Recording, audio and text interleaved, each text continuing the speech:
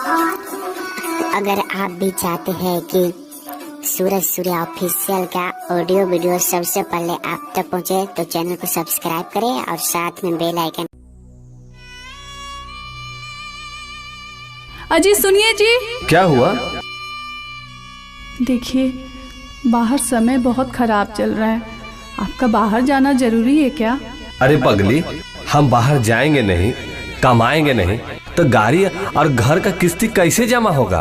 अच्छा, मतलब आपसे बढ़ के मेरे लिए रुपया है का? तुम चिंता मत करो, हम शाम में मिलते हैं। अच्छा बाय। ठीक है, बाय।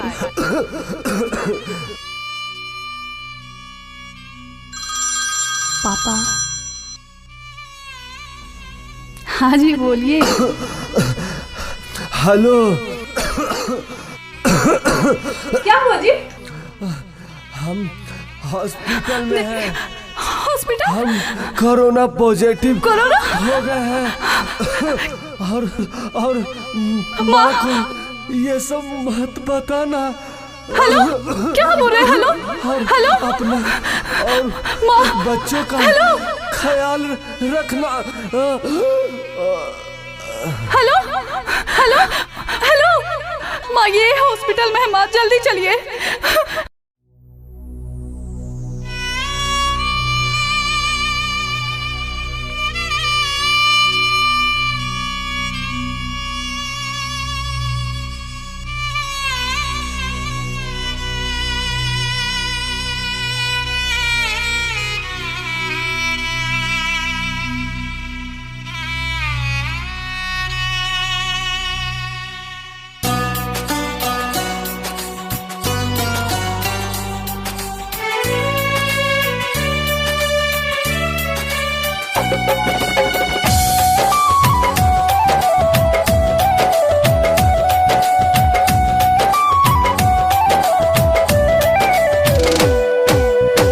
दुश्मन करो नवा लेट बाबे जनवा दिले बताबाही मचाए। दुश्मन करो नवा लेट बाबे जनवा दिले बताबाही मचाए। धन संपत्तिया घर परिवारवा काम न कुछ हुआ। धन संपत्तिया घर परिवारवा काम न कुछ हुआ। कैसन समैया आहिल बाया भैया, भैबे में सटे नहीं भाई। कैसन समैया आहिल बाया भैया, भैबे में सटे नहीं भाई। धन संपत्तिया घर परिवारवा काम न कुछ हुआ।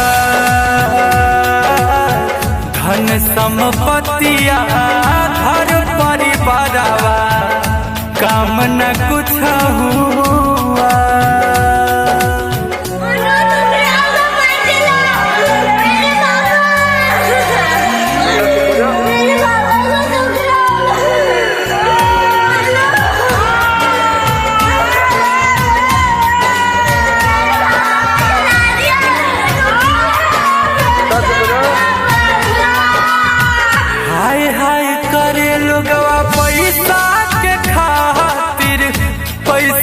करे गुमान हो, महलया तारी रुपया रह जाई धरले जाई जब शरीर शमशान हो।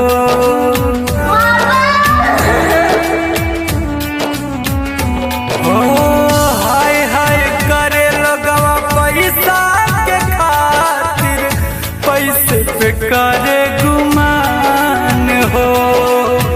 महलया तारी रुपया रह जाई धरले जाई जब शरीर शमशान हो। पैरवी पहुँच चाहे के तनो लगाई बा, चली ना कवनो पार। पैरवी पहुँच चाहे के तनो लगाई बा,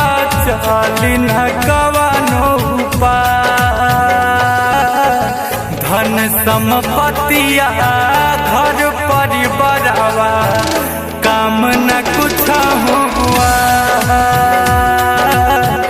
धन संपत्तिया घर परिवारवा काम न कुछ हुआ।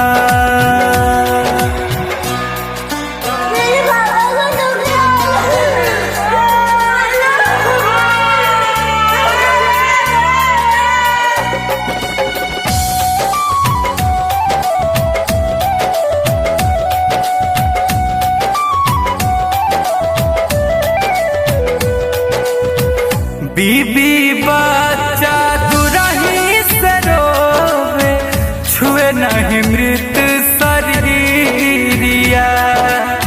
रोई रोई माई अपन बेटवा से बोले उठा बेटा तोहरा हमर गिरिया।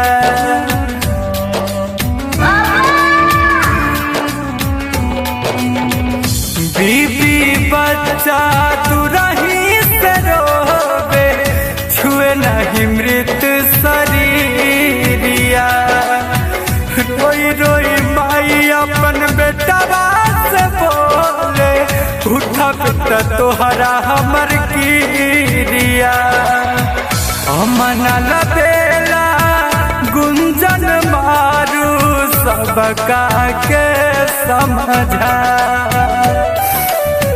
अमन लबेला गुंजन शिशिर सबका के समझा।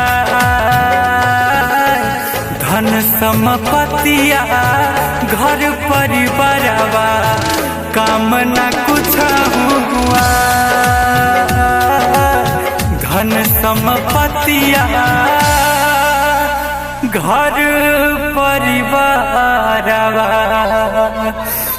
काम न कुछ हुआ।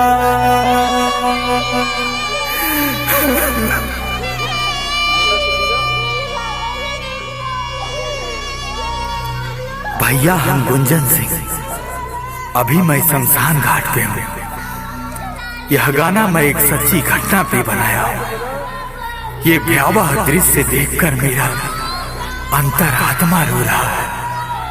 आप देख रहे हैं जो व्यक्ति मर गया है उसके साथ मात्र 4 ही लोग आए हैं, जबकि उसके परिवार में बहुत सारे लोग हैं।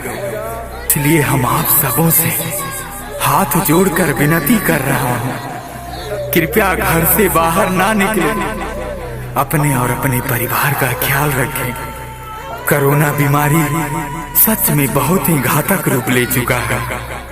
आपके परिवार को आपका बहुत जरूरत है।